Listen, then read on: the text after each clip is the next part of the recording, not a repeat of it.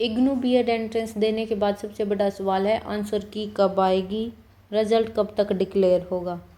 ये वीडियो आपके लिए बहुत ही इम्पोर्टेंट होने वाली है, वीडियो को एंड तक ज़रूर देखिए। अगर आप भी रोज़ वेबसाइट रिफ्रेश कर रही हैं, टेंशन में हो, तो ये वीडियो आपके लिए बहुत ही इम्पोर्टेंट है, क्योंकि आज हम एग्जैक्ट टाइमलाइन रियल प्रेडिक्शन पर बात करने वाले हैं। Hi everyone, welcome back to another video. आज की इस वीडियो में हम डिटेल में बात करेंगे आंसर की release date, result expected timeline, previous year trend और आपको अभी क्या करना चाहिए। तो ये वीडियो को एंड तक ज़रूर देखना, क्योंकि लास्ट में हम इम्पोर्टेंट टिप भी देने वाले हैं, बहुत काम आएगी।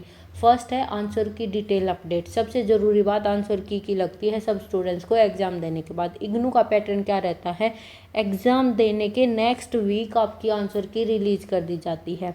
ये प्रोविज़नल आंसर की आती है, उसके बाद ऑब्जेक्शंस होते हैं। स्ट्रॉन्ग चांसेस हैं कि आंसर की 10 अप्रैल तक आ जाएगी, आपके मैक्सिमम चांसेस है। लेकिन ध्यान देने वाली बात यह है कि फाइनल आंसर की प्रोविज़नल आंसर की नहीं होती है।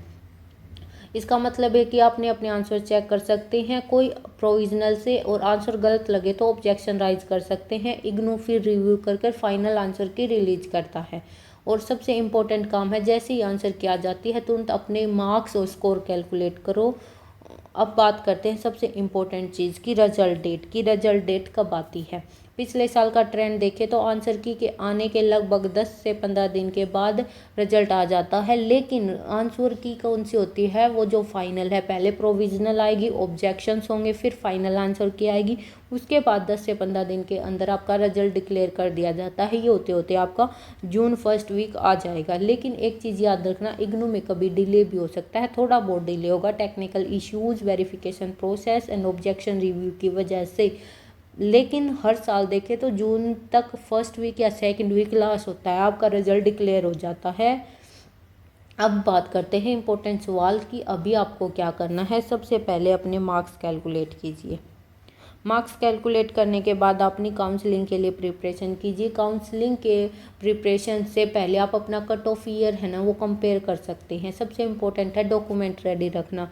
काउंसलिंग के लिए आपको क्या क्या इकट्ठा करना है, 10th 12th की मार्कशीट, ग्रेजुएशन की मार्कशीट प्लस अपनी डिग्री अपनी यूनिवर्सिटी या कॉलेज से कलेक्ट कर लीजिए। आईडी प्रूफ जैसे कि Aadhaar card, voter card, PAN card, category certificate if applicable है, क्योंकि रिजल्ट आते ही प्रोसेस बहुत फास्ट हो जाता है, तब बच्चे पैनिक मोड में चले जाते हैं, बिना बात का स्ट्रेस हो जाता है। इसीलिए अगर आपको लगता है कि आपका इग्नू में सेफ स्कोर है तो अभी से अपने डॉक्यूमेंट रेडी रख लो।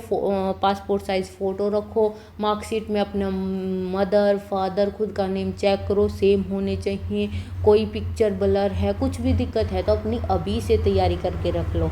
और ऑनेस्टली बोलूँ ना, वेटिंग फेज सबसे बड़ा स्ट्रेसफुल वाला होता है, सबसे ज़्यादा एंजाइटी स्टूडेंट्स में तभी चलती है।